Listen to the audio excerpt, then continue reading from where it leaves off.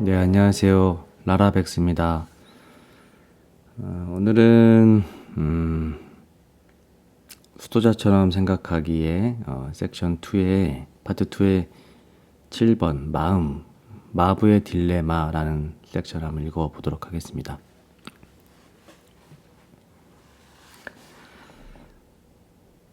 오감과 생각이 고요해지고 추론하는 지성이 조용히 쉬면 그때 가장 고귀한 길이 시작된다.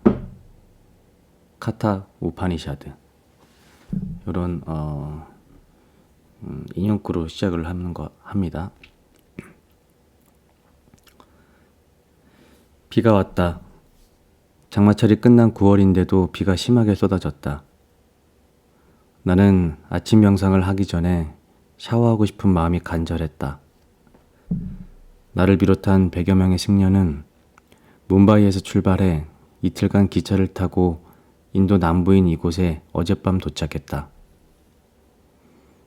우리는 제일 싼 티켓을 끊었고 낯선 사람들과 딱 붙어 잠을 잤다. 화장실이 너무 더러워서 남은 여행 기간 화장실에 가지 않도록 굶기로 했다. 우리는 순례 여행 중이었고 해변과 가까운 창고 같은 건물에 머물렀다. 아침 명상이 끝나면 곧장 수업에 들어갈 것이다. 그러니 샤워를 하려면 지금뿐이었다.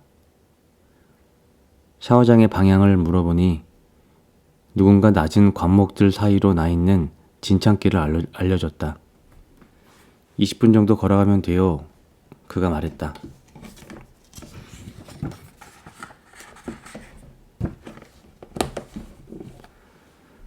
나는 끈으로 된 슬리퍼를 내려다보았다. 젠장. 샤워장으로 가는 동안 내 발은 지금보다 더러워질 것이다. 그럼 무슨 소용이 있나? 그때 머릿속에서 또 다른 목소리가 들려왔다. 게으름 피우지 마. 아침 명상 해야지. 가서 샤워해. 나는 고개를 푹 숙이고 길을 걷기 시작했다. 쩍쩍 들러붙는 진창길을 걸으며 미끄러지지 않으려고 조심했다. 발걸음을 뗄 때마다 불쾌했지만 그건 꼭 길의 상태 때문만이 아니라 머릿속에 들리는 첫 번째 목소리가 계속 기운을 빼놓았기 때문이다. 봤지? 샤워장으로 가는 동안에도 더러워지고 돌아오는 길에 또 더러워질 거야. 두 번째 목소리가 계속 가라고 재촉했다. 잘하고 있어. 네 결심을 존중하라고. 마침내 샤워장에 도착했다. 흰색 샤워부스가 줄지어 있었다. 그중 한 칸의 문을 열고 위를 올려다보았다.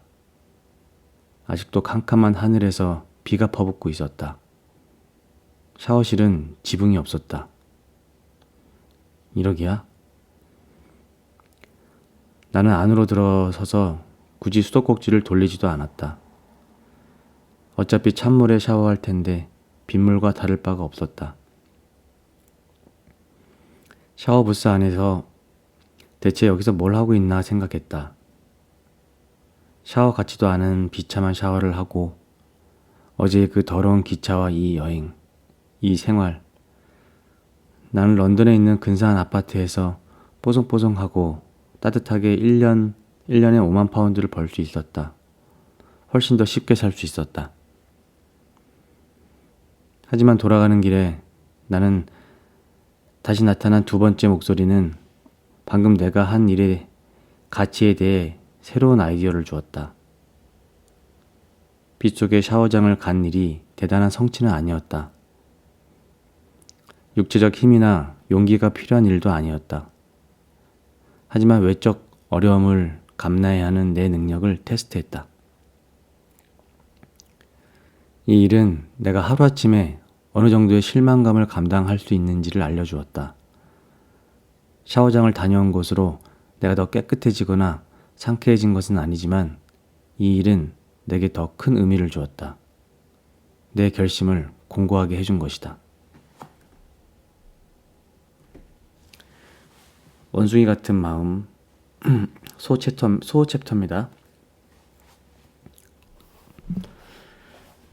나라야나가 쓴 인도 고대 경전 히토파데샤에서는 우리의 마음을 정갈에 물리고 귀신에 쫓기는 술 취한 원숭이에 비유한다. 인간은 하루에 대략 7만 개의 다른 생각을 한다. 독일의 심리학자이자 신경과학자인 에른스트 파펠은 마음이 현재에 집중할 수 있는 시간은 한 번에 약 3초밖에 안 된다는 사실을 연구로 보여주었다. 3초. 그뿐만 아니라 뇌는 빨리 감기와 되감기를 하면서 과거에 내가 겪은 것들을 바탕으로 현재의 생각을 채우고 미래를 예측한다. 감정은 어떻게 만들어지는가의 저자 리사 펠드먼 베럿은 어느 팟캐스트에서 이렇게 말했다. 당신의 뇌는 세상의 사건에 반응하고 있는 게 아니라 다음에 무슨 일이 일어날지 끊임없이 추측하며 예측한다.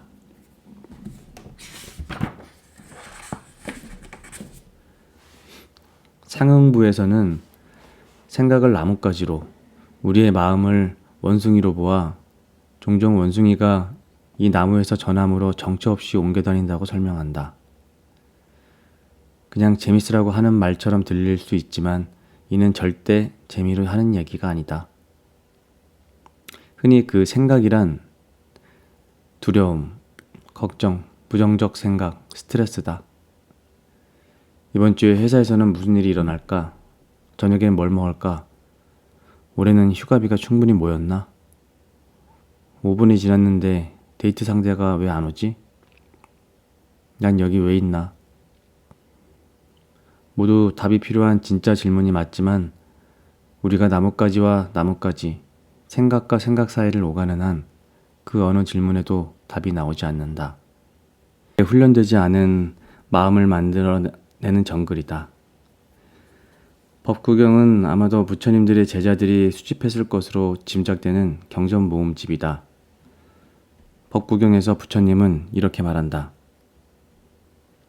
물대는 사람이 물길을 원하는 곳으로 이끌듯이, 궁수가 화살을 똑바로 만들듯이, 목수가 목재를 깎듯이 현명한 사람은 마음의 모양을 잡는다. 우리가 진정으로 성장하기 위해서는 마음을 이해하는 것이 필요하다. 마음은 모든 경험의 필터이자 판사이고 책임자다. 그러나 내가 샤워장으로 가는 길에 느꼈던 갈등이 보여주듯이 마음이 늘 하나인 것은 아니다. 마음과의 관계를 더 많이 평가하고 이해하고 훈련하고 강화할수록 삶을 헤쳐나가고 어려움을 극복하는 일이 더 쉬워진다. 마음속 전쟁의 주제는 일상의 아주 작은 선택, 지금 당장 일어나야 할까에서 아주 큰 선택, 헤어져야 할까까지 다양하다. 하루도 빠짐없이 모든 사람이 매일매일 이 전투를 치른다. 언젠가 스님 한 분이 우리가 고통받는 딜레마와 관련해 늙은 체로키 인디언의 이야기를 들려주었다. 할아버지가 손자에게 말했습니다. 인생의 모든 선택은 내면에 있는 늑대 2마리의 싸움이다. 한 마리는 분노, 질투, 탐욕, 두려움, 거짓말, 불안, 자존심을 담당하고 다른 한 마리는 평화, 사랑, 연민, 친절, 겸손, 긍정적 생각을 담당하지. 둘은 서로 우위를 차지하려고 싸우고 있어. 어느 늑대가 이겨요? 손자가 물었습니다. 네가 밥을 주는 놈이 이긴단다. 할아버지가 대답했습니다. 밥은 어떻게 주는 건가요? 내가 스님에게 물었다. 스님이 말했다. 우리가 읽고 듣는 것으로 밥을 줍니다. 누구와 시간을 보내는지로 밥을 줍니다. 시간을 어디에 쓰는지, 에너지와 관심을 어디에 집중시키는지로 밥을 줍니다. 다시. 우리가 읽고 듣는 것으로 밥을 줍니다. 누구와 시간을 보내는지로 밥을 줍니다. 시간을 어디에 쓰는지, 에너지와 관심을 어디에 집중시키는지로 밥을 줍니다.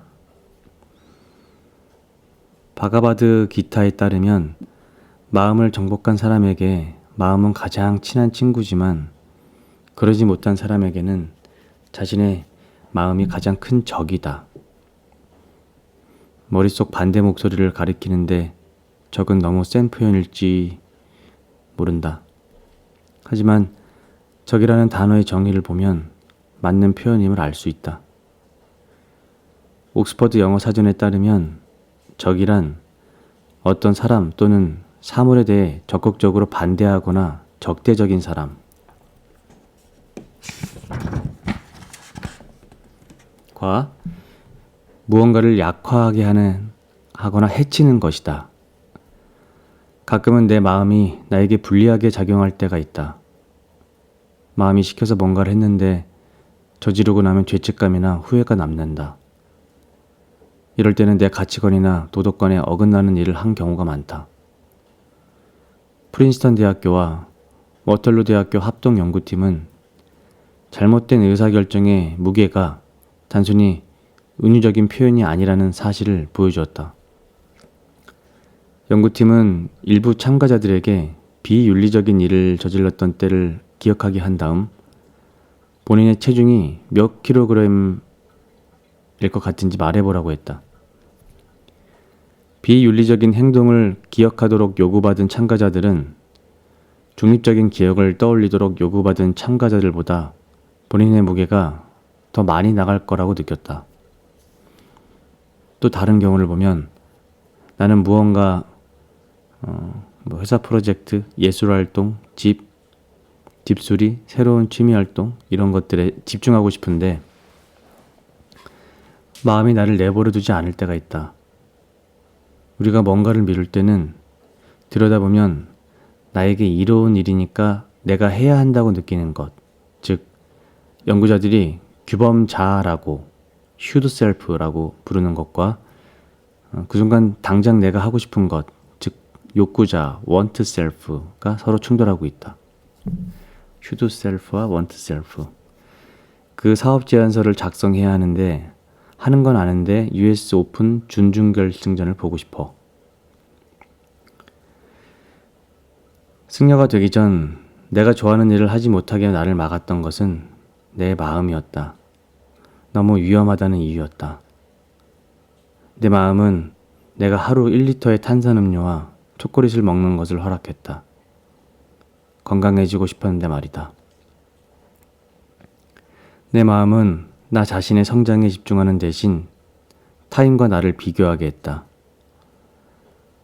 내가 상처 준 사람들에게 손을 내밀지 못하게 나 자신을 가로막았다. 약하게 보이고 싶지 않았다. 난 내가 사랑하는 사람들에게 화내는 것을 허용했다. 좋은 사람이 되는 것보다 옳은 사람이 되는 게 나한테 더 중요했다. 에크낫 이스워러는 그가 번역한 법구경에 소개 말에 이렇게 썼다. 매일 소용돌이치는 생각 속에서 우리는 삶이 정말로 어떤 것인지에 대해 알을 깨고 나오기 전에 병아리만큼도 알지 못한다. 흥분과 우울, 행운과 불운, 즐거움과 고통은 우리가 존재의 전부라고 생각하는 아주 작고 개인적인 껍데기 속 왕국의 폭풍에 불과하다. 부처님이 마침내 생각이 전혀 미칠 수 없는 영역에 도달했을 때 껍데기를 깨고 나오는 병아리 같은 기분이라고 말씀하신 것도 이해가 간다. 아슈람에서 내가 배운 것 중에 이 위험하고 자기 파괴적인 생각들을 억제하는데 늘 중요한 역할을 해준 말씀이 있다. 생각은 지나가는 구름과 같다. 자아는 태양처럼 늘 그 자리에 있다. 나는 내 마음이 아니다. 부모와 자녀 소 섹션입니다. 스님들의 설명처럼 마음은 나와 별개의 것으로 생각하면 마음과의 관계를 정리하는 데 도움이 된다. 마음과의 만남을 마치 친구를 사귀거나 적과 평화협상을 벌이는 것처럼 생각해도 좋다. 모든 대화가 그렇듯이 마음과의 소통이 얼마나 원활히 이루어지느냐는 마음과 내가 그동안 쌓아온 관계에 달려있다. 마음과 나는 성급하게 뛰어드는 전투조인가? 아니면 고집스럽고 교전을 싫어하는가? 마음과 나는 똑같은 논쟁을 계속 반복하는가? 아니면 서로의 말을 들어주고 타협하는가? 대부분은 이런 내적 관계의 역사를 모른다. 한 번도 시간을 내어 성찰해 본 적이 없기 때문이다. 원숭이 같은 마음은 어린아이의 마음이고 수도자의 마음은 어른의 마음이다. 어린아이는 원하는 것을 손에 넣지 못하면 이미 가진 것은 무시한 채 울부짖는다. 어린아이는 진짜 가치를 알아보지 못해서 사탕 몇 개에 기꺼이 주식 증서를 내준다. 무언가 어려움에 부닥치면 어린아이 같은 마음은 즉각 반응을 보인다. 모욕받는 느낌에 얼굴을 찌푸리거나 자기를 방어하기 시작한다. 무의식적으로 보이는 이런 반사 반응은 누군가 칼을 꺼내든 경우라면 이상적인 반응이다. 겁을 내고 도망치는 게 맞다. 하지만 누군가 듣고 싶지 않은 말을 해서 방어적인 감정이 된 것이라면 이상적인 반응이 아니다. 우리는 그 어떤 경우에도 무의식적인 반사 반응에 휘둘리고 싶지 않지만 그렇다고 어린아이 같은 마음을 몽땅 없애버리고 싶지는 않다. 어린아이 같은 마음은 우리를 즉흥적이고 창의적이고 역동적으로 가치를 따질 수 없을 만큼 소중한 자질들이라고 되어 있습니다. 역동적으로 만들어주지만 그게 우리를 지배할 때는 몰락의 이유가 될 수 있다. 충동적이고 욕망에 휘둘리는 어린아이의 마음을 눌러주는 것이 판단력 있고 실용적인 어른의 마음이다. 어른의 마음은 너한테 좋은 일이 아니야 혹은 조금만 기다렸다가 해 라고 말한다. 어른의 마음은 잠시 멈춰서 큰 그림을 생각하라고 한다. 시간을 갖고 습관적인 반응을 따져보고 적절한지 판단해서 다른 선택을 제안하라고 한다. 영리한 부모는 자녀에게 필요한 것과 자녀가 원하는 것을 구분할 줄 알고 장기적 관점에서 자녀에게 좋은 방향으로 결정을 내린다. 내면의 갈등을 이런 식으로 부모와 자녀와의 관계로 파악하고 보면 아이 같은 마음이 모든 걸 장하겠다는 것은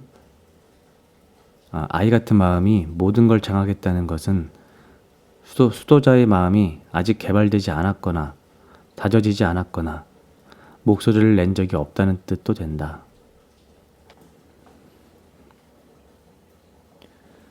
아이가 실망하여 짜증을 부리면 우리는 금세 항복한다. 그래놓고 나중에 가서 나 자신에게 화를 낸다. 내가 왜 이러는 거야? 난 대체 뭐가 문제야? 똑똑한 목소리는 부모의 목소리다. 훈련만 잘 시키면 부모의 목소리는 자제력과 논리적 사고력을 갖추고 있고 늘 논쟁의 승자가 된다. 그러나 부모의 목소리는 오직 우리가 밥을 준 만큼만 힘을 쓸 수 있다. 지치고 배고프고 무시하면 부모의 목소리는 약화된다. 지켜보는 부모가 없으면 어린아이는 쿠키 단지에 손을 뻗으려고 뜨거운 난로 옆 작업대에 올라갔다가 사고를 낸다. 반면에 부모가 너무 빡빡하게 통제하면 아이는 억울한 마음과 원망을 품고 위험을 회피한다. 모든 부모 자식 관계가 그렇듯이 딱 맞는 균형점을 찾는 것은 하나의 도전이다. 이게 바로 마음을 이해하는 첫 번째 단계다. 내 안에 서로 다른 목소리가 있다는 사실을 자각하는 것 말이다. 나에게 들리는 목소리를 구분할 수만 있어도 더 좋은 의사결정을 내리는데 당장 도움이 된다. 마음이라는 마차를 운전하라 라는 소 섹션입니다. 머릿속 여러 목소리를 분류하다 보면 그 갈등 수준에 깜짝 놀랄 수도 있다. 도저히 말이 안 된다. 내 마음은 당연히 나에게 최선인 방향으로 작동해야 하는 거 아니야? 대체 왜 내가 내 길을 방해하겠어? 문제가 복잡해지는 이유는 다른 출처에서 나온 의견들의 경중을 따져보기 때문이다. 오감은 지금 이 순간 가장 끌리는 것을 알려준다. 기억은 과거에 겪은 일을 소환한다. 지성은 장기적으로 최선의 선택인 것을 종합하고 평가한다. 부모, 자녀 모형 말고도 수도자들의 가르침 중에는 머릿속에서 경쟁하는 여러 목소리에 대한 비유가 하나 더 있다. 우파니샤드를 보면 마음의 작용을 5마리의 말이 끄는 마차에 비유한다. 이 비유에서 마차는 몸이고 말은 오감이며 고삐가 마음, 마부는 지성이다. 그렇다. 이 설명이 더 복잡하다. 하지만 참고 들어보기 바란다. 훈련되지 않은 상태라면 마부는 일을 안 하고 잠이 들어버린다. 그래서 말들은 오감, 고삐는 마음, 고삐의 주인이 되어 몸을 아무데나 내키는 대로 끌고 다닌다. 마차의 주인이 된 말들은 주변에 있는 것들에 반응한다. 맛있어 보이는 풀밭이 있으면 그쪽으로 방향을 꺾는다. 깜짝 놀랄 일이 있으면 잔뜩 겁을 먹는다. 마찬가지로 우리의 오감도 그때그때 나타나는 음식, 돈, 섹스, 권력, 영향력 등등에 의해 활성화된다. 말들이 주인이면 마차는 일시적 쾌락과 순간적 만족을 따라 휙휙 길을 벗어난다. 훈련된 상태라면 마부는 지성, 마부는 깨어있고 자각하고 정신을 바짝 차리고 있어서 말들이 이끄는 것을 허용하지 않는다. 마부는 마음이라는 고삐를 이용해 올바른 길을 따라 조심스럽게 마차를 문다. 오감을 극복하라. 소 제목입니다. 제멋대로인 5마리 말을 생각해보라. 게으른 마부가 탄 마차의 메인체로 못 참겠다는 듯이 코를 힝힝거리며 머리를 흔들어대고 있다. 이것이 오감을 나타낸다는 사실을 기억하라. 오감은 늘 우리가 외부와 접촉하는 최접점에 있다. 감각은 우리에게 욕망과 집착을 불러일으키고 충동과 열정, 쾌락이 있는 쪽으로 우리를 잡아 끌고 마음을 불안정하게 만든다. 수도자들은 마음을 진정시키기 위해 감각을 진정시킨다. 페마 초트런의 말처럼 당신은 하늘이다. 다른 모든 것은 그저 날씨에 불과하다. 소림사 승려들은 우리가 마음을 어떻게 훈련하면 감각을 억누를 수 있는지 보여주는 훌륭한 예다.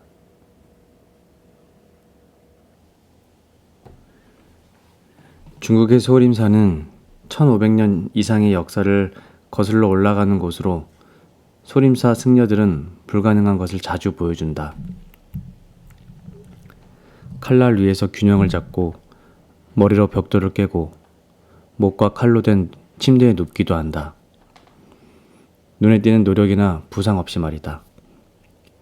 마술처럼 보이지만 사실 소림사 승려들은 엄격한 육체적, 정신적 방법론을 통해 자신의 한계를 밀어붙인다. 아이들은 3살 때부터 소림사에서 공부를 시작하기도 한다. 아이들은 훈련과 명상으로 긴 시간을 보낸다. 소림사 승려들은 여러 가지 호흡법과 고대의 치유 기술인 기공을 통해 초인간적인 힘을 내고 공격에서 부상에 이르기까지 불편한 상황을 견딜 수 있는 능력을 키운다. 그들은 내면의 차분함을 키워 정신적, 물리적, 감정적 스트레스를 물리친다. 믿기지 않는 감각 제어를 보여주는 모범 사례는 소림사 승려들만이 아니다. 연구자들은 여러 집단의 수도자들과 함께 명상을 한 번도 해보지 않은 사람들을 대상으로 팔목에 열 자극기, 강렬한 열로 고통을 유발하는 장치라고 합니다.를 채웠다. 열판은 천천히 뜨거워지다가 최대 온도에서 10초간 지속된 후 열이 식었다.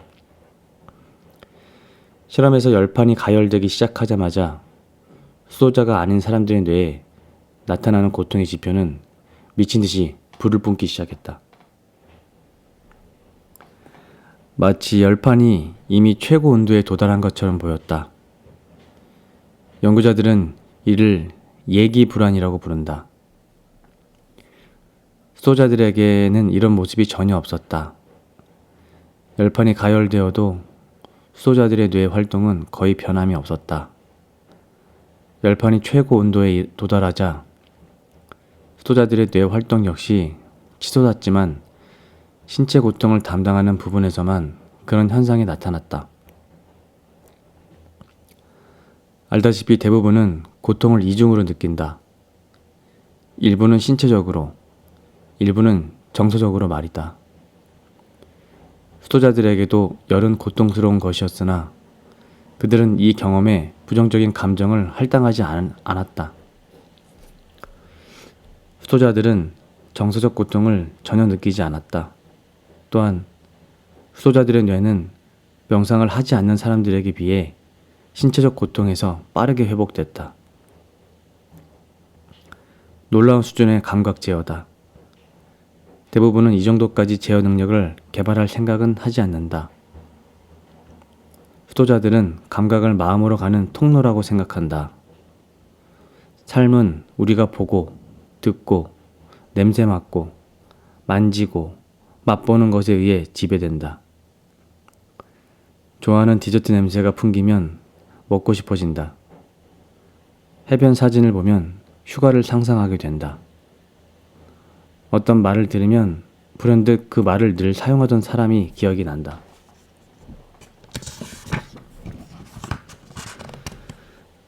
원숭이 같은 마음은 자극에 반응하지만 수도자의 마음은 상황을 주도한다. 유튜브 영상을 보다 보면 토끼굴에 빠지고 만다. 귀여운 동물 영상을 보다가 어느새 상어 공격 편집본을 보고 있고 스스로 깨닫기도 전에 유튜브 스타 션 에번스가 유명인 게스트와 핫소스를 먹는 모습을 보고 있다. 감각은 신중하지 못해서 어느새 내 마음을 내가 바라는 곳이 아닌 딴 곳으로 옮겨 놓는다. 감각을 괜히 자극하지 마라. 실패할 게 뻔한 길을 가지 마라. 수도자는 스트립클럽에서 시간을 보내지 않는다. 수도자는 자극에 반응하려는 마음의 성향을 최소로 줄이려고 한다. 제일 쉬운 길은 지성이 선제적으로 감각을 자극에서 먼 곳으로 데려가는 것이다. 마음이 자극에 반응하는 것을 조정하기는 힘들기 때문이다. 말들의 눈에 먹음직스럽게 보일 풀밭을 지날 때 마부가 그렇게 하는 것처럼 언제나 내가 취약해질지를 알고 고삐를 바짝 쬐는 것은 지성에 달렸다. 감각에 입력되는 것은 무엇이든 감정을 불러일으킬 수 있다. 무언가 유혹적이거나 화를 부르거나 슬픈 일이 떠오르게 하는 자극은 거친 말들이 마부가 선택한 길을 벗어나고 싶게 만든다. 소셜미디어는 우리가 다른 데에 쓰고 싶은 시간을 뺏어가 버릴지도 모른다. 사진 한 장에 죽은 친구가 생각날 수도 있다. 슬퍼할 시간이 없을 때 말이다. 이별한 애인의 티셔츠 한 장에 가슴이 다시 무너져 내릴 수도 있다. 합리적인 범위 내에서는 원치 않는 자극을 불러일으킬 수 있는 물건들은 집에서 치울 것을 추천한다. 마음에서도 그것들을 치우는 내 모습을 떠올려 보자. 원치 않는 정신적 자극을 받았을 때도 똑같이 할 수 있다. 부모님에게 듣던 말이라든가 과거에 듣던 음악 같은 것 말이다. 그런 정신적 자극도 물건을 치울 때와 똑같이 내 인생에서 지우는 모습을 떠올려 보자. 정신적, 물질적 자극을 치우면 다시는 그것들에 굴복되지 않아도 된다. 당연히 모든 감각과 자극을 없애버리는 것은 불가능하고 우리가 원하지도 않을 것이다. 우리의 목표는 마음을 침묵시키는 것도 심지어 잠잠하게 하는 것도 아니다. 우리가 원하는 것은 생각의 의미를 파악하는 것이다. 그래야 놓아줄 수 있다. 내 마음과의 관계를 강화하는 동안에는 보고, 듣고, 읽고, 흡수하는 것으로 조정함으로써 자극적인 장소나 사람을 피하는 것도 하나의 방법이다. 수도자의 시각에서 보면 가장 큰 능력은 자제력이다. 그래야 내 마음과 에너지를 훈련하고 다름아에 집중할 수 있다. 이상적으로 보자면 우리가 똑같은 균형 감각과 평정심을 가진다면 아무리 힘들고 어려워 보이는 일 혹은 재미나게 보이는 일도 고통에 지나치게 기죽거나 즐거움에 지나치게 흥분하는 일이 없이 잘 헤쳐나갈 수 있다. 평소 우리의 뇌는 반복적으로 입력되는 것들에 볼륨을 줄여버린다. 마음을 훈련하면 주의력을 분산시키는 것들과 관계없이 원하는 것에 집중하는 능력을 키울 수 있다. 명상은 감각에 입력되는 것들을 통제하게 해주는 중요한 도구다. 하지만 어린아이의 마음과 어른 마음 사이의 관계를 튼튼히 하는 것으로도 마음을 훈련할 수가 있다. 부모가 방 청소 좀 해 라고 하면 아이는 하지 않는다. 마치 수도자의 마음이 방향을 바꿔 라고 했을 때 원숭이 같은 마음은 아니야 됐어 그냥 헤드폰에서 울리는 시끄러운 음악이나 들을래 라고 말하는 것과 같다. 부모가 아이에게 화를 내며 방 좀 치우라고 했잖아 왜 아직 안 치운 거야 라고 하면 아이는 더 멀리 도망간다. 결국 아이가 부모의 명령을 따를 수도 있지만 그런 말은 교감을 형성하거나 대화로 이어지지 못한다. 좌절한 부모와 심통난 자녀가 많이 싸울수록 멀어졌다고 느끼게 된다. 내면의 전쟁을 치를 때 원숭이 같은 마음은 나의 적이다. 하지만 원숭이 같은 마음을 협업자로 보면 전쟁에서 유대로 거부당한 적에서 믿는 친구로 옮겨갈 수 있다. 유대감이 있어도 어려움은 있다. 여전히 의견이 불일치할 수 있기 때문이다. 그러나 양쪽이 원하는 결과는 같을 것이다. 그런 협업을 가르치려면 지성이 마음의 자동적이고 본능적인 반응, 패턴, 흔히 무의식이라고 말하는 것에 면밀한 관심을 기울여야 한다. 여기서부터 이제 무의식에 대한 게 나오네요. 왠지 느낌이 이 지성을 무의식에 집중하라라는 부분 일 것 같습니다. 네. 고집스러운 무의식. 네, 소 제목입니다.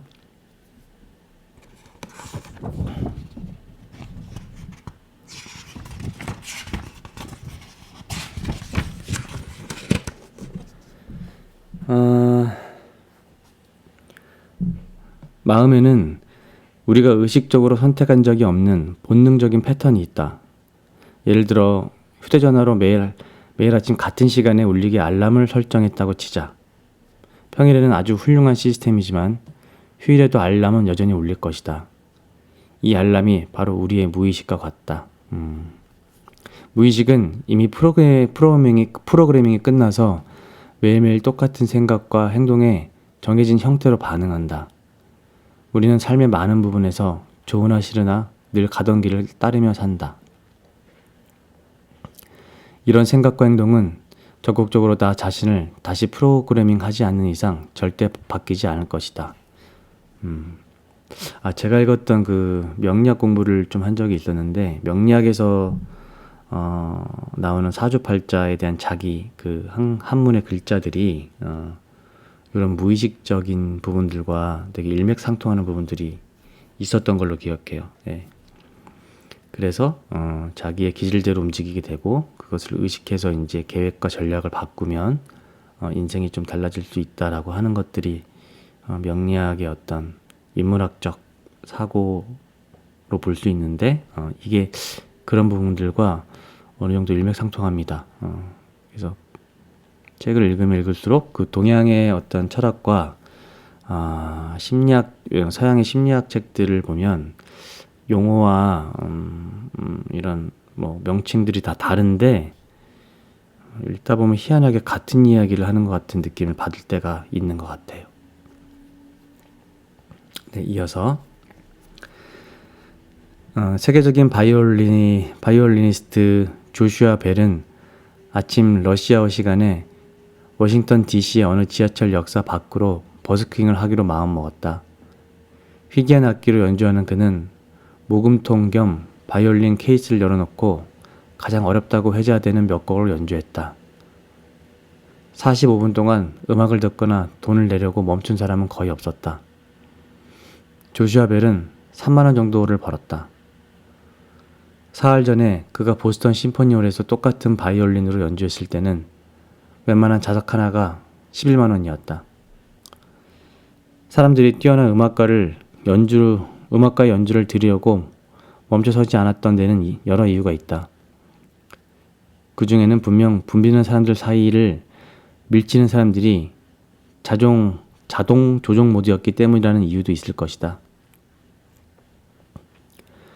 디폴트 상태에 있을 때 우리는 얼마나 많은 것을 놓칠까? 정신 이상이란 똑같은 일을 계속 반복하면서 결과가 달라지기를 바라는 것이다. 흔히 아인슈타인의 말이라고 인용이 되지만 그가 한 번도 이 말을 했다는 증거는 아직 없다고 합니다. 얼마나 많은 사람이 매년 똑같은 일을 하면서 인생이 달라지기를 바랄까? 생각은 마음속에서 되풀이되며 나 자신에 대한 믿음을 강화한다. 이를 편집해야 할 의식은 깨어있지 않다. 머릿속에서 울리는 나레이션은 연애, 돈, 나에 대한 느낌, 내가 해야 할 행동, 그런 거에 대한 나 자신의 믿음에 갇혀 있다. 누군가 오늘 좋아 보인다 라고 했을 때 무의식적으로 그렇지 않아, 그냥 저 사람이 친절하니까 하는 말이지 라고 반응한 경험이 누구나 있을 것이다. 누군가 넌 충분히 자격이 있어 라고 말해도 당신은 속으로 아니야, 또 해낼 자신이 없어 라고 말할 것이다.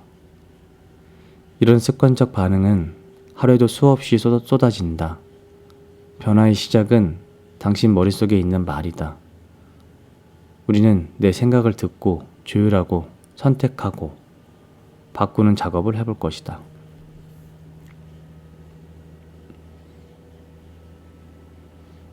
직접 해보기, 무의식을 깨워라. 머릿속에 매일 들리는 소음을 몽땅 적어보고 듣고 싶지 않은 소음 말이다. 내 문제점을 나열하라는 얘기가 아니다. 나에게 보내는 부정적이고 자기 파괴적인 메시지를 적어서 한번 실행을 한번 해봐라 라는 얘기가 메모로 나와 있습니다.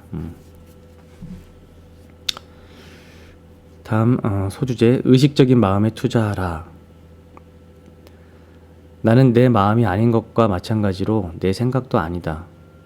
내가 나 자신에게 나는 사랑받을 자격이 없어, 혹은 내 인생은 형편없어 라고 말한다고 해서 그게 사실이 되는 것이 아니다. 그러나 자멸적인 생각은 뜯어 고치기가 쉽지 않다. 직업이 무엇이든 누구나 고통받고 가슴이 찢어지고 도전에 맞서야 했던 역사가 있다. 어떤 일을 다 겪어내고 그게 안전한 과거가 되었다고 해서 그 일이 끝난 것은 아니다. 오히려 다른 형태로 그 일은 끈질기게 이어질 수 있다. 내가 뭘 바꿔야 하는지 교훈을 얻을 때까지는 말이다. 부모와의 관계를 치유하지 못했다면 해결되지 않는 그 부분을 똑같이 보여주는 배우자에게 계속 흠을 잡을 것이다. 일부러 마음가짐을 바꾸지 않는다면 이미 겪은 고통을 되풀이하고 재생산하게 마련이다. 멍청한 소리처럼 들릴지 몰라도 머릿속에 있는 그 목소리를 다른 목소리로 덮는 최고의 방법은 그 목소리에 말을 거는 것이다. 글자 그대로 말이다. 당신 자신에게 매일 말을 걸어라. 당신의 이름을 사용해서 얼마든지 자신에게 말을 걸어보라. 장소만 괜찮다면 큰 소리로 자신에게 말을 걸어보라. 소리에는 힘이 있어서 내 이름을 부르면 나 자신의 주의를 집중시킬 수 있다. 마음이 너는 못해 라고 말한다면 스스로에게 넌 할 수 있어. 넌 그럴 능력이 돼. 넌 그럴 시간이 있어 라고 말하는 것으로 답하라. 나 자신에게 프로젝트나 과제에 대해 끝까지 얘기해주면 집중력이 높아진다. 그렇게 하는 사람은 더 효율적으로 일한다. 일련의 조사에서 연구자들은 지원자들에게 여러 장의 사진을 보여주고 사진에 나온 특정 물건의 위치를 찾게 했다. 참가자의 절반은 혼잣말로 물건의 이름을 큰 소리로 계속해서 부르면서 찾게 했고, 나머지 절반은 말을 하지 않게 했다. 물건의 이름을 반복적으로 불렀던 참가자들이 침묵했던 참가자들보다 눈에 띄게 빨리 물건을 찾아냈다. 연구진은 혼잣말을 하는 것이 기억력을 높일 뿐만 아니라 집중하는 데도 도움을 준다고 결론을 내렸다.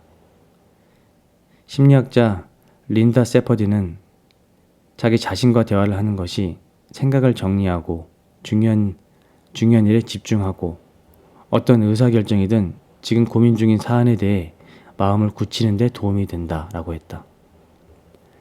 새로운 시각을 발견해서 마음을 생산적인 방향으로 옮길 수 있는 몇 가지 방법을 생각해 보자. 혼자 좀 미친 사람처럼 나한테 얘기하는 혼잣말도 한번 해보라는 얘기네요. 한번 해봐야겠습니다. 네. 프레임을 새로 짜라. 소주제입니다. 프레임을 새로 짜라. 네. 당신도 보통의 인간과 비슷하다면 지성은 당신의 마음에 일이 잘못된 방향에 대해 열성적으로 떠들어대고 일이 잘 될 방향에 대해서는 주로 침묵한다. 대체 어느 부모가 그런 식으로 아이를 키울까? 아무것도 좋아지지 않을 거야. 아무도 나를 이해 못해. 난 충분히 훌륭하지 않아. 난 충분히 매력적이지 않아. 난 충분히 똑똑하지 않아.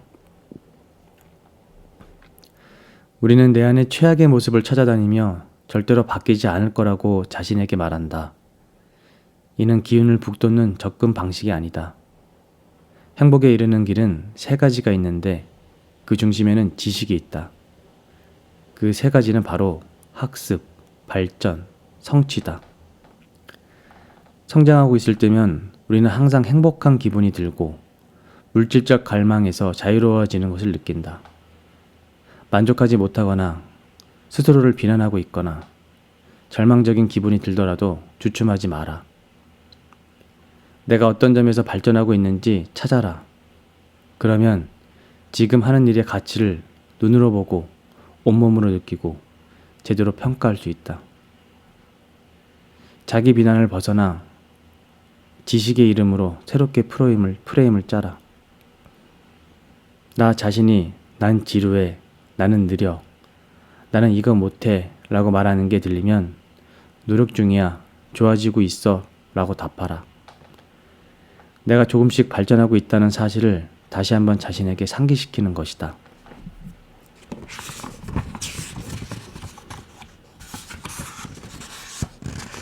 그 비관적인 어린아이의 목소리와 관계를 구축하라. 읽어내고 조사하고 적용하고 테스트하면 어른의 목소리가 단단해질 것이다. 마음이 제대로 한 일을 인정할 때는 볼륨을 높여라. 실패를 확대하지 말고 발전을 확대하라. 어찌어찌해서 7일 중에 이틀을 일찍 일어났다면 막 변화하기 시작한 어린아이에게 하듯이 자기 자신을 격려하라. 계획한 것의 절반을 완료했다면 물잔에 물이 반이나 찼다고 말하라. 성장을 확대하는 것 외에도 우리는 긍정적 지시를 이용해서 원치 않는 생각의 프레임을 다시 짤 수 있다. 원숭이 같은 마음은 종종 나는 이거 못해 같은 말을 제잘거린다. 그럴 때는 다음과 같이 뭐뭐지만 할 수 있어 라고 표현해 바꿔보라. 난 이거 못해를 나는 뭐뭐지만 하면 할 수 있어 로 바꿔라. 난 이거 소질이 없어 는 난 더 좋아지려고 필요한 시간을 투자하는 중이야 라고 바꿔라. 나는 사랑받을 수 없어를 나는 새로운 인연을 만들기 위해 새로운 사람들과 연락하고 있어로 바꿔라. 나는 못생겼어를 나는 가장 건강한 상태가 되기 위해 단계를 밟고 있어 라고 바꿔라. 내가 모든 걸 다 처리할 수 없어를 나는 우선순위를 정해서 완료한 것들은 목록에서 지우고 있어로 바꿔라. 해결책 중심으로 표현을 바꾸면 그저 바람만 가지고 괴로울 것이 아니라 주도적으로 책임을 져야 한다는 사실을 스스로 일깨울 수 있다. 마음 상태의 프레임을 새로 짜기 위해서 말을 이용하는 방법 외에 행동도 취할 수 있다. 이를 극복하는 간단한 방법은 매일 한 가지씩 새로운 것을 배우는 것이다. 대단한 것일 필요는 없다. 컴퓨터 프로그래밍이나 양자역학을 배워야 하는 게 아니다. 어떤 사람도 도시, 문화에 관한 글을 읽어도 자존감이 폭발하는 것을 느낄 것이다. 누군가와 대화하게 되면 나도 할 말이 생겼기 때문이다. 새로운 단어를 하나 배워도 된다. 이누이트족의 말 중에서 이크추아르포크라는 단어가 있다. 손님을 기다리며 이제나 저제나 도착할까 계속 창밖을 살필 때 느끼는 기대감을 가리키는 말이다. 대화 속에 새로운 단어만 하나 공유해도 저녁 식탁이 풍요로워진다. 우리가 겪는 많은 좌절감을 축복으로 볼 수도 있다. 그 좌절감들이 우리의 성장과 발전을 재촉하기 때문이다. 부정적인 생각이나 환경을 하나로 쭉 이어진 스펙트럼 위에 놓고 보라. 의사들이 통증을 평가할 때처럼 개인적인 걱정을 1에서 10까지 척도로 점수를 매겨보라. 10은 세상에서 가장 나쁜 일이다. 가족이 모두 죽을까봐 걱정이에요. 정도로 끔찍한 걱정 말이다. 사실 이 걱정은 아마 11일 것이다. 온갖 종류의 문제가 다 10점을 받아야 할 것 같은 기분이 들 수도 있다. 특히 한밤중이라는 말이다. 승진하지 못한 것도 10처럼 느껴진다. 보물처럼 아끼는 시계를 잃은 것도 10점이다. 그러나 사랑하는 사람을 잃은 고통을 한 번이라도 느껴본 적이 있다면 점수는 달라질 것이다. 관점 자체가 달라질 것이다. 갑자기 실직이 좋은 일은 아니어도 참을 만한 일이 될 것이다. 시계는 사라졌지만 그건 물건에 불과하다. 내 몸이 비록 완벽하지는 않아도 이 몸 덕에 훌륭한 경험도 꽤 했다. 깊은 고통이 정말로 무엇인지에 대한 자각을 이용하라. 그러면 작은 혼란들을 더 균형 있게 볼 수 있을 것이다. 그리고 정말로 처참한 10점을 마주친다면 그 일을 내 것으로 인정하라. 시간을 가지고 치유하라. 모든 부정적 경험의 충격을 줄이자는 얘기가 아니다. 부정적 경험을 더 똑똑히 보자는 얘기다. 그리고 종종 10점은 10점이다. 속도를 늦춰라. 소 주제입니다. 네.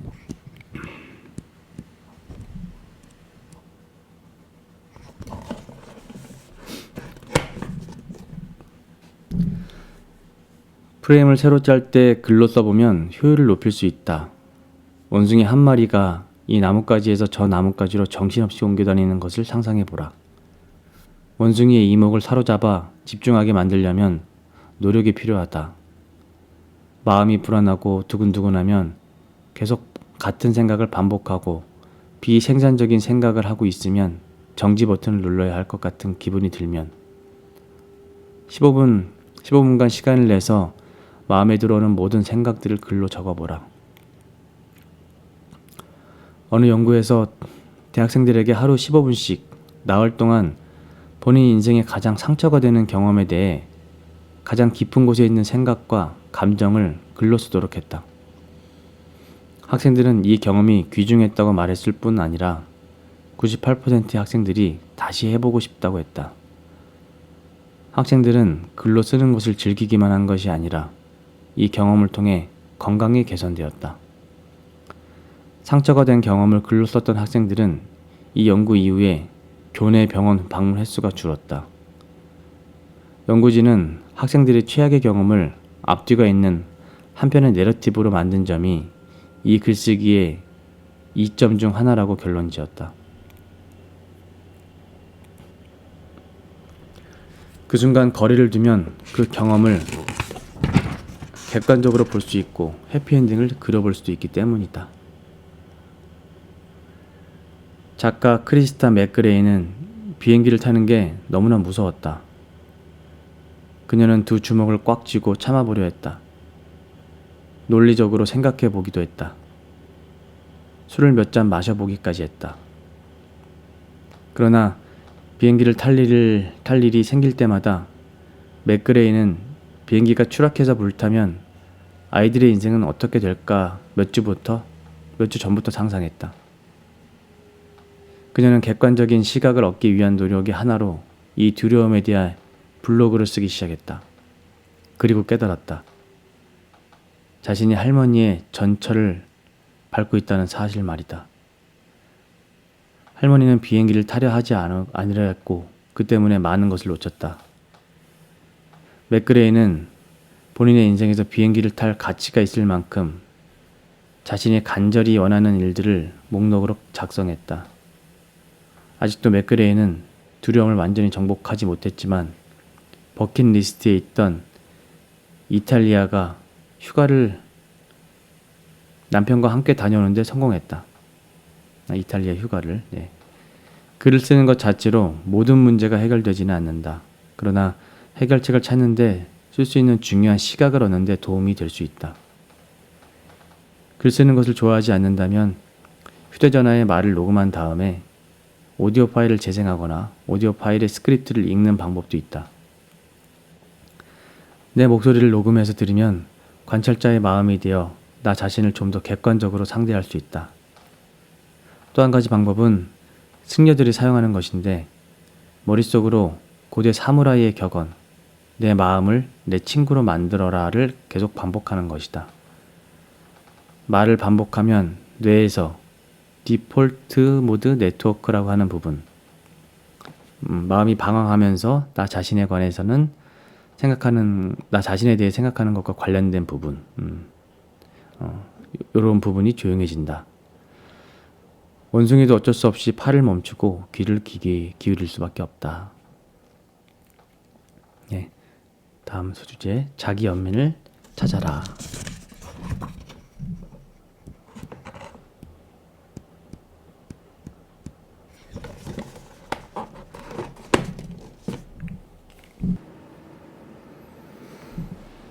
자기 연민을 찾아라 부분은 스킵을 하고 그 다음 섹션인 현재에 집중하라를 한번 읽어보도록 하겠습니다. 이 출판사에 저작권 의뢰를 여쭤봤더니 책의 한 10% 정도까지는 읽을 수 있다라고 답변이 와서 많은 부분을 읽을 수는 없고 페이지의 10% 정도에 좀 줄여서 한번 읽어보도록 하겠습니다. 현재에 집중하라. 원숭이 같은 마음이 과거에 머물러 있거나 미래만 보고 있다면 무슨 말을 해야 할지 알기 어려울 수도 있다. 리처드 로 신부님은 말했다. 모든 영적인 가르침은 어떻게 하면 현재에 집중할 수 있냐에 관한 것이다. 문제는 우리가 항상 딴 곳에 있다는 점이다. 우리는 과거를 다시 살고 있거나 미래를 걱정한다. 누구나 자주 떠올려보는 행복한 순간이 있고 놓아주지 못하는 고통스러운 기억도 있다.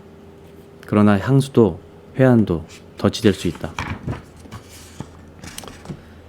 새로운 경험을 하지 못하게 우리를 닫아버리고 해결되지 않은 과거나 좋았던 추억 속에 우리를 가둔다. 과거를 바꿀 수 없는 것과 마찬가지로 미래는 알 수 없다. 어느 정도 유용하고 다양한 시나리오를 준비하는 것도 좋지만 그런 생각이 반복적인 불안이나 걱정, 비현실적인 열망으로 이어진다면 더는 생산적이지 않다. 세상이 무너져 내리는 기분이든 그저 회사에서 힘든 하루였든 현재에 집중할 수 없게 만드는 요소는 넘쳐난다. 현실적으로 보면 당신이 100%늘 현재에 집중하는 일은 일어나지 않는다. 그것은 우리의 목표가 아니다. 무엇보다 좋았던 시절을 생각하거나 과거에 배운 귀중한 교훈을 생각하고 미래를 위한 계획을 세우는 것은 우리가 가진 정신적 능력을 훌륭하게 사용하는 것이다. 우리가 원하지 않는 것은 후회나 걱정에 시간을 낭비하는 것이다. 현재에 집중하는 연습을 하는 것은 영적 스승 램 다스의 조언처럼 지금 당장 여기에 있는 것, 이것에 도움이 된다. 마음이 자꾸만 과거나 미래의 생각으로 되돌아간다면 현재에서 단서를 찾아보라. 내 마음은 나를 방어하는 중인가 아니면 내 주의를 분산시키는 중인가. 과거에 중요했던 일이나 미래에 혹시 일어날지도 모르는 일을 생각하는 대신에 부드럽게 마음을 다시 현재로 인도하라. 자신에게 지금 당장에 관한 질문을 해라. 지금 빠진 것은 무엇인가? 오늘 불쾌했던 일은 무엇인가? 내가 바꾸고 싶은 것은 무엇인가? 나 자신에게 현재를 이야기할 때 과거의 부정적 요소와 긍정적 요소를 돌아보며 비록 불완전하지만 나를 지금 있는 곳, 내가 받아들이는 삶이자 여전히 더 성장할 수 있는 삶, 이곳으로 데려다 준 길이라고 생각한다면 이상적일 것이다. 미래 역시 현재라는 맥락에서 생각한다면 이상적일 것이다. 오늘의 약속을 현실로 만들 기회라고 말이다.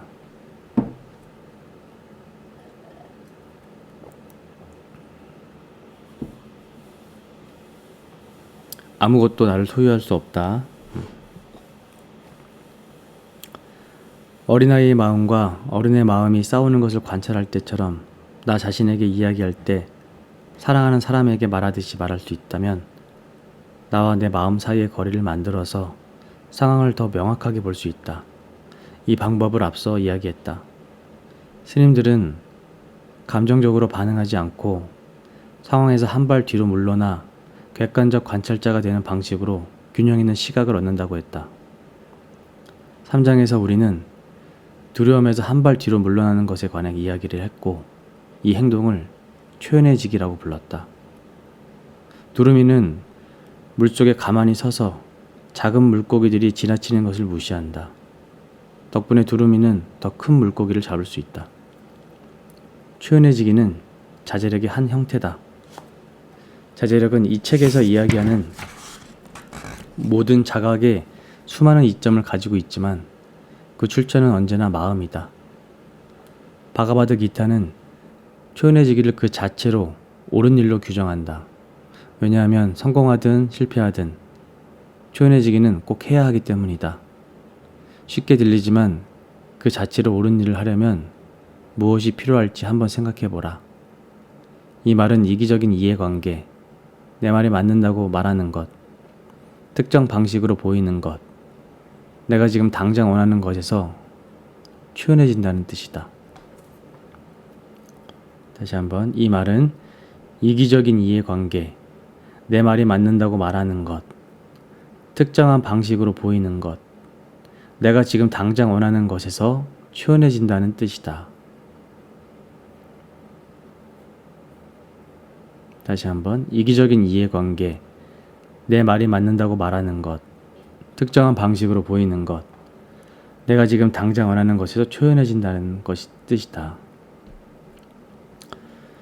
초연해진다는 것은 나를 장악한 감각, 세속적인 욕망, 물질적 세상에서 벗어난다는 뜻이다.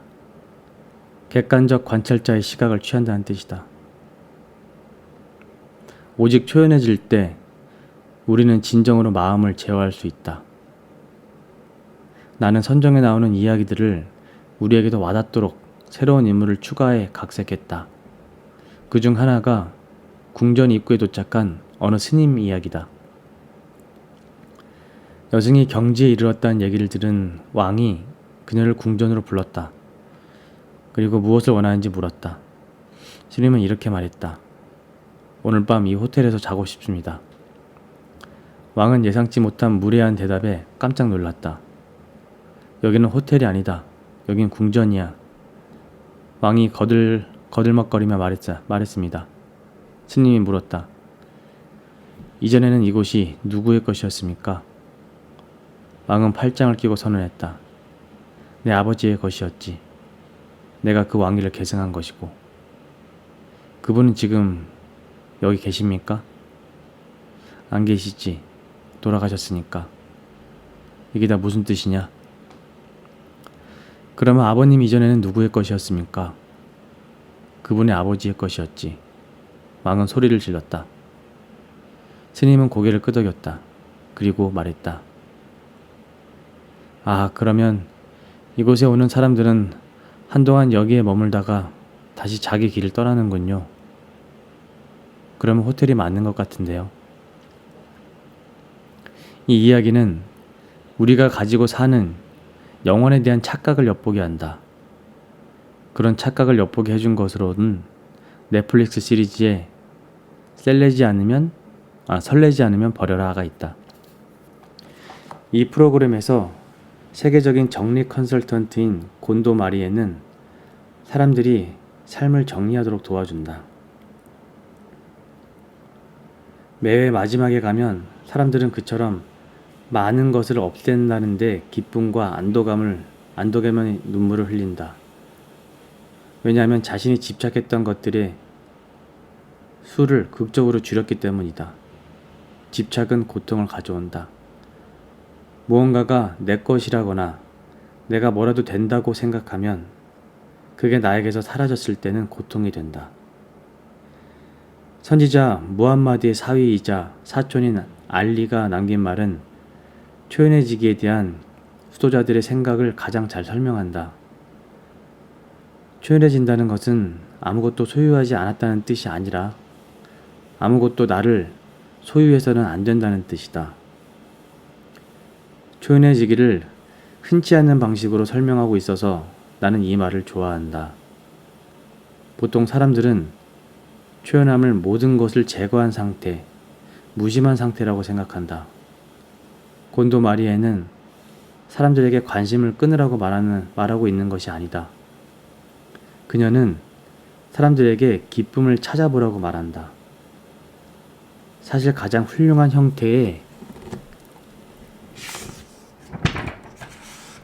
초연함은 모든 것에 가까이 가되 그게 나를 잡아먹거나 소유하게 두지 않는 것이다. 그게 진짜 강인함이다. 수도자들의 수련이 대부분 그렇듯이 초연해지기도 우리가 도달해야 할 목적지가 아니라 끊임없이 의식적으로 수행해야 하는 과정이다. 승려들이 자기 생각과 정체성 외에는 가진 것이 없는 아슈람에서도 초연해지기는 쉬운 일이 아니다. 그렇다면 현대사회에서 초연해지기가 힘든 과정인 것이 당연하고 아주 잠깐이라도 초연해질 수 있기를 바라야 할 것이다. 다음 소주제. 집에서는 시도하지 마라. 집에서는 시도하지 마라.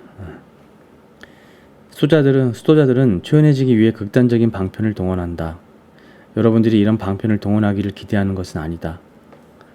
원리를 먼저 살펴본 다음에 초연해지기와 그 이점을 실험할 수 있는 실용적이고 심지어 재미있는 방법을 이야기하겠다. 단식, 묵언, 춥거나 더운 곳에서의 명상. 우리가 이야기한 여러 고행은 우리가 몸에 초연해지게 만든다. 고행은 불편함이 얼마나 마음에 달린 것인지 깨닫게 만들기 때문이다. 승려들이 초연해지기를 시험한 다른 방법 중에 아무것도 지니지 않고 여행하는 것이 있었다. 음식도 잘 곳도 돈도 없이 말이다. 우리는 혼자서 모든 것을 해결해야 했고 정말 적은 것만 가지고 살아갈 수 있다는 사실을 깨달았다.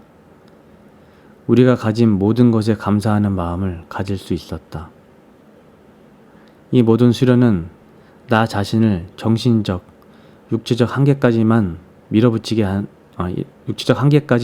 만들며 결의와 회복력, 기계를 쌓고 자제력을 키우게 해주었다. 처음으로 음식이나 물 없이 종일 단식했을 때 처음 몇 시간 동안 극심하게 배가 고팠다.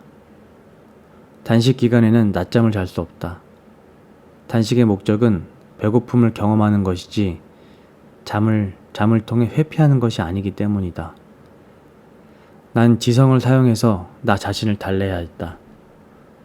배고프다는 생각을 놓아주려면 더 고차원적인 무언가에 온전히 몰입해야 했다.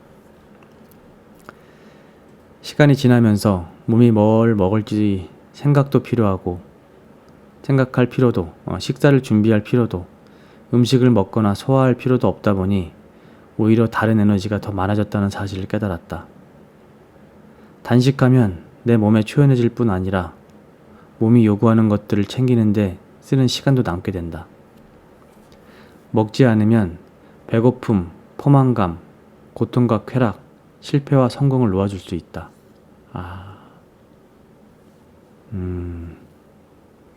그래서 다른 그 책들 보면 그 자기 성장의 마지막 부분을 얘기하는 게 음식을 통제하라, 음식을 절제하라라는 책들이 있는데요.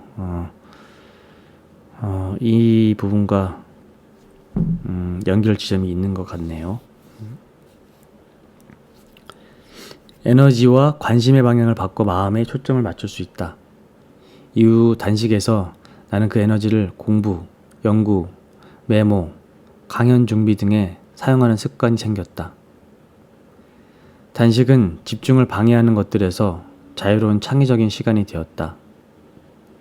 단식이 끝났을 때 육체적으로 피곤함을 느꼈으나 정신적으로는 더 강해진 기분이었다. 내 몸이 의지하던 무언가 없이 활동을 해보니 마음에 존재하던 한계를 깰 수 있었다. 나는 유연성, 적응력,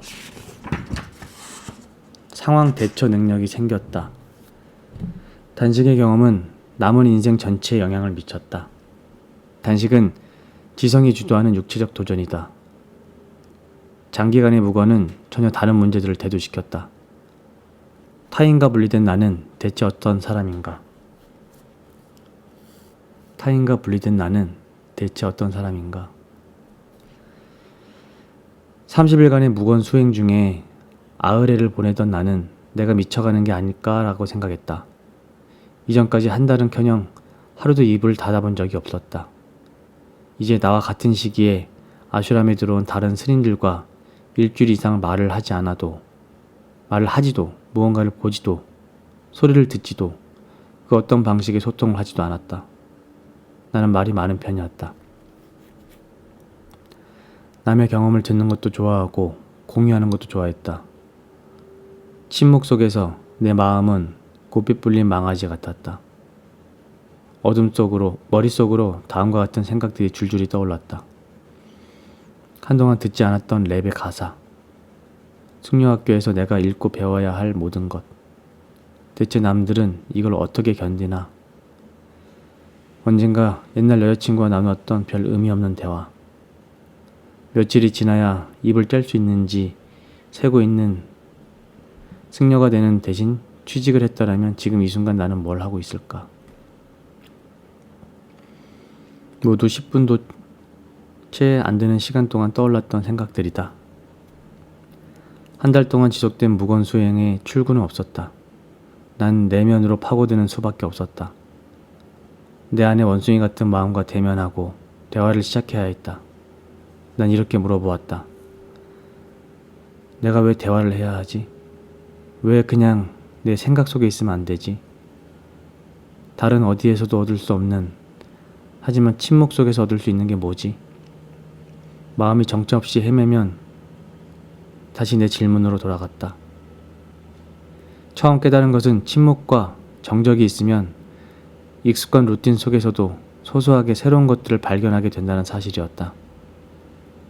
차츰 더 많은 것들을 알게 되었다. 말을 통해서가 아니라 경험을 통해서였다. 난 내가 온몸 구석구석을 느낄 수 있다는 것을 깨달았다. 피부에 닿는 공기도 느껴졌고 숨이 온몸을 도는 것도 느껴졌다. 마음이 비워졌다. 시간이 지나자 다른 질문이 떠올랐다. 난 대화에 참여하고 싶었다. 왜지? 사람들과 소통하고 싶어졌다. 왜지? 난 친구가 그리웠다. 장기적인 위안을 위해서가 아니라 지금 당장 친구가 그리운 이유가 뭐지? 내 자아는 친구를 내가 선택하는 것을 지지해주는 용도로 사용하고 있었다. 난 내 자아에 뭔가 개선이 필요하다는 사실을 깨달았다.